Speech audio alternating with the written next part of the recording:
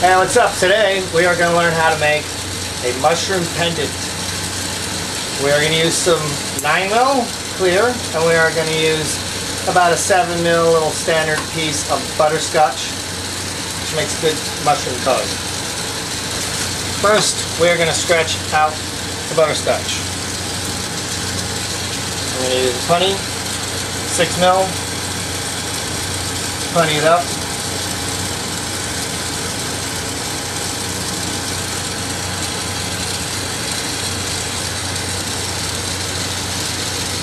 Get it nice and straight.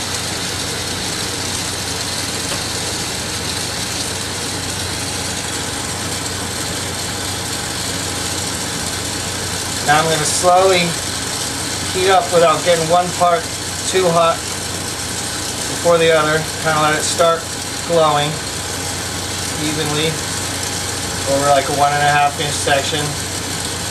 Start to become really fluffy now. I'm going to take it out and stretch it. Pull it slowly at first.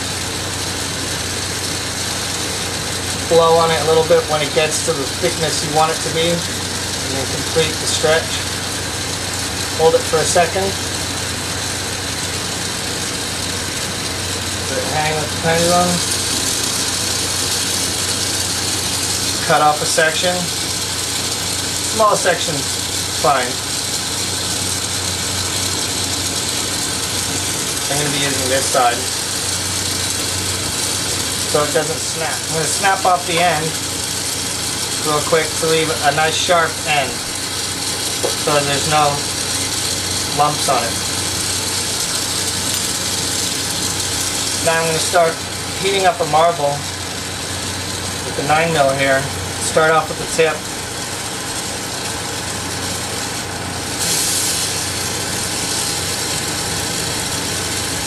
Slowly start to round out the tip. Spinning. Once the tip gets round, work the rest of the glass into the flame a little bit more and tilt this end down so the gravity helps form a ball and the blob kind of eats the rod as it goes down. It gets bigger and bigger. Heat slightly below the blob and the blob.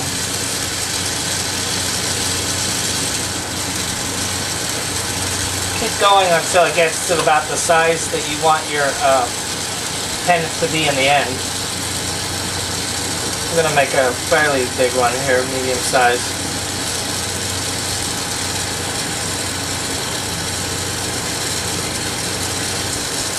Now they got a nice round ball on there. Going to let it cool down and adjust it. Whenever, as I spin it, wherever the high side is, I'll hold it there for a second and let it pause and let gravity bring it back down until it's centered. Spin it again until it's completely centered. Let it cool off a little bit because you need the back side of the marble to be cool to create the pressure to make the top of the mushroom out.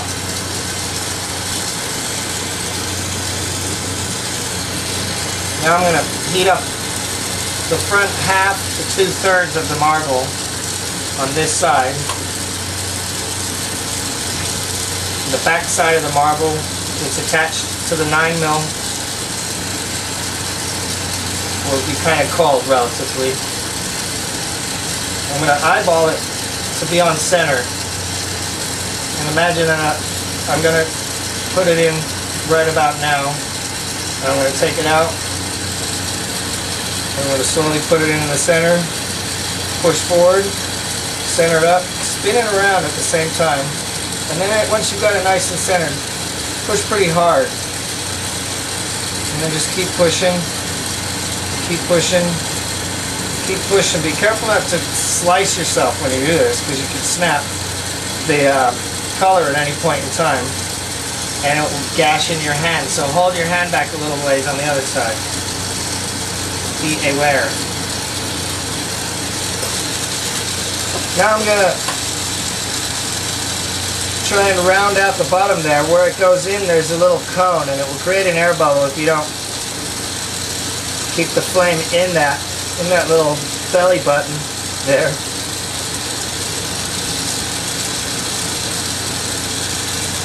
And once it rounds up and the tip's round and there's no little belly button going on in it,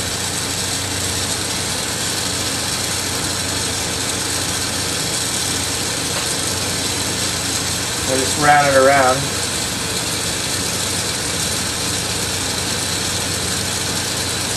There it is. I don't know if you can see it or not. Now I'm going to pick whichever side looks most symmetrical and the best view from the front.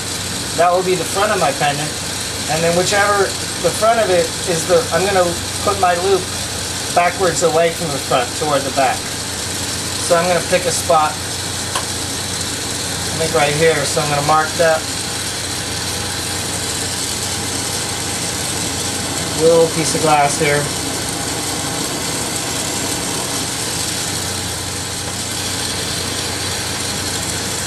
Now I'm going to putty up to the bottom of it so that I can heat up the top to make a neck. You can also make pre-made loops, which a lot of people like, but I've been doing it this way for a while, so that's what we're going to do.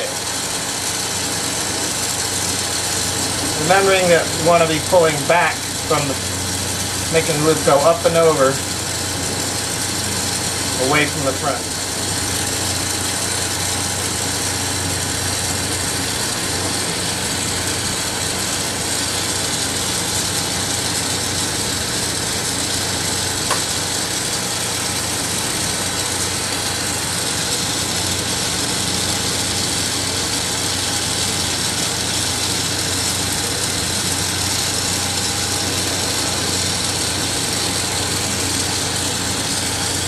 Side. You want to make sure you have your tweezers ready in case that loop tries to close up on you. Always have them in hand here when you're about to be heating up your loop. I have a little extra on here that I don't really need. I could mash it in or I could just pull it off.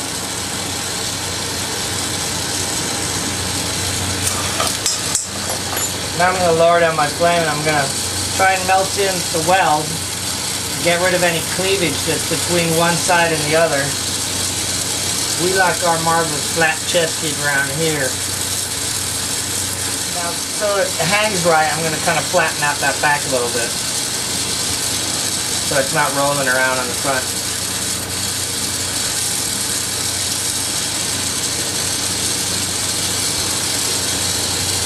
Then I'm going to make sure my loop big enough hole in it.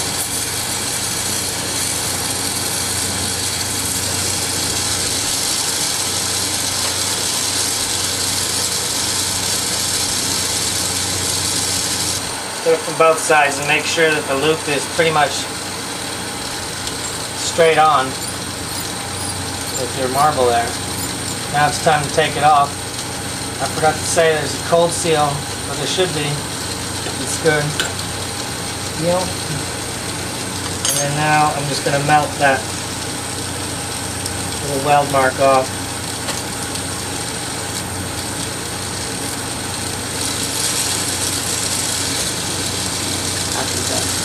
Good.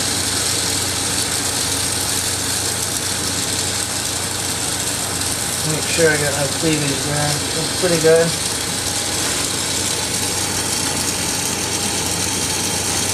That's what it looks like when it's done. Like a pretty little mushroom. Thanks for watching.